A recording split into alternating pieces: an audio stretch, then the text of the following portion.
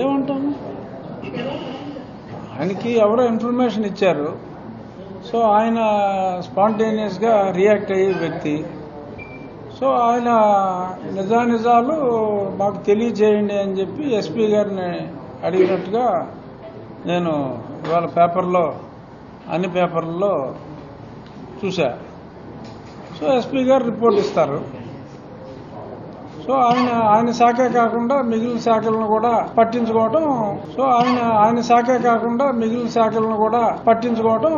సంతోషించవలసిన విషయం. నాకు తెలిసినంత వరకు is a very good officer. నేనైతే అతను మంచి ఆఫీసర్ అని చెప్పి నాకున్న నాలెడ్జ్ దృష్ట్యా, ఎందుకంటే అబ్జర్వ్ చేస్తాను కాబట్టి నాకున్న ఇన్ఫర్మేషన్ ప్రకారం అతను మంచి ఆఫీసర్ అనే నాకున్న రిపోర్టు.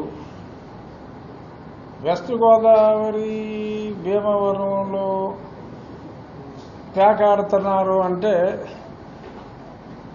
ఇప్పుడు ఎలా ఉంటుందంటే ఊపిరి తీసుకుంటున్నట్టే ఉంటుంది. అక్కడ మా జిల్లాల్లో, గోదావరి జిల్లాల్లో ఎవరు పడితే ఆడి ఇంట్లోనే అక్కడొక్కడ ఆడేస్తూ ఉంటారు. చాలా స్ట్రిక్ట్గా ఎన్ఫోర్స్మెంట్ అయితే గత 2-3 నెలలుగా జరుగుతుంది. అందుకనే ఏదో తుఫాన్ వస్తే తుఫాన్ షెల్టర్కి వెళ్ళినట్టు చాలా మంది గోవాకి, శ్రీలంకకి వెళ్ళిపోతున్నారు వీకెండ్కి. ఈ నిజాలు. బట్ ఖచ్చితంగా పేకాట మీద గవర్నమెంట్ ఉక్కుపాదం మోపింది.